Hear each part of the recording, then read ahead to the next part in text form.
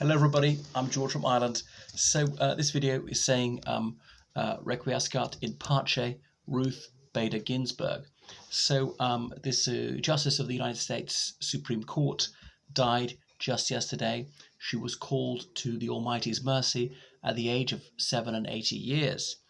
Now, for several years, people have been saying that every time her heart missed a beat, liberal America's heart missed a beat, because they were praying for her not to die, because she was this octogenarian, liberal-minded judge on the US Supreme Court.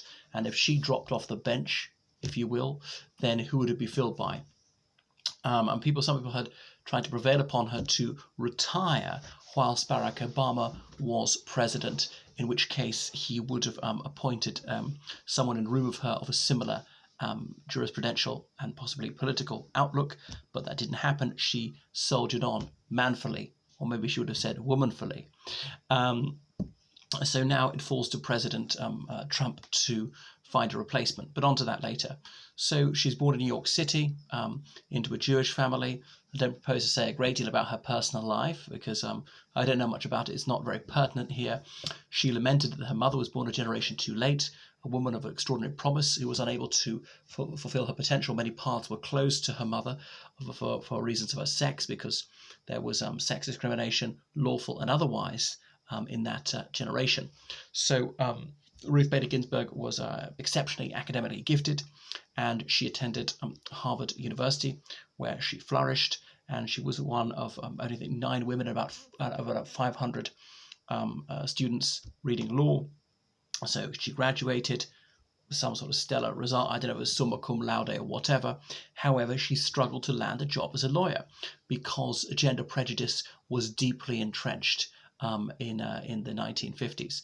Anyway, she eventually did make headway in the legal career, had a very distinguished career. But let's fast forward. So cut to the chase, 1993, she was appointed to the US Supreme Court by Bill Clinton, who was a Democrat, him being a lawyer himself, because there are more lawyers than any other profession in American politics by quite some way. The United States has more lawyers per capita than any other country in the world. Is that really useful? Do you need so many lawyers? Too many laws, too many lawyers. Because the great work for lawyers, you're going to have more laws, and you had to make suing people the national sport. And whatever happened to small government and rugged individualism? And it seems to me the United States is really anything but. It's hyper-regulated in some respects, and not regulated enough with regard to a few things like guns or the environment. Anyway, so there were 9 people on the US Supreme Court. Now that's not set in stone. There's nothing in the Constitution about how many need to be there. It has been higher, it has been lower.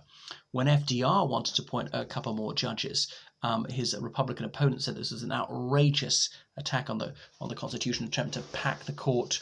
It was some sort of vandal. It was incipient tyranny. Anyway, as Miss Bader Ginsburg said, how many female judges should there be? She said 9, and some people gasped. She said, well, no one objected there being 9 males. Well, that's a lie, because she objected a moment ago, impliedly. Many people said there should be at least 1 woman for quite some time. Okay, you go back to the 19th century, and perhaps then the very notion that there ought to be a female judge was hard for many people to get their heads around. So now it falls to President Trump to pick someone else to take her place on the bench. However, it's not completely the president's gift, because it has to be confirmed by the Senate. So there'll be congressional hearings before a vote on confirmation, and that's no foregone conclusion. You might have heard of Justice Robert Bork, whom Reagan tried to appoint in the 80s and was blocked by the Democrats. So a new person might be balked. Neil Gorsuch was appointed not so long ago. I was actually at college with him, my college in Oxford Uni. If he was there, I didn't know him at all. I must have been in the same room with him sometimes, but he presumably just got his head down and had never took his nose out of the book.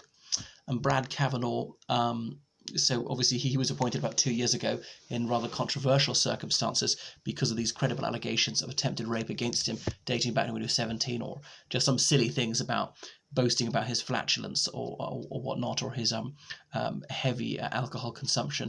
I think those 2 weren't too bad, but the real misdemeanor was the attempted rape. Now, I don't know that that's true. The US Senate is not a court of law. It cannot convict people. It cannot acquit people. He's never actually been charged with that. So do I know that he committed rape? No.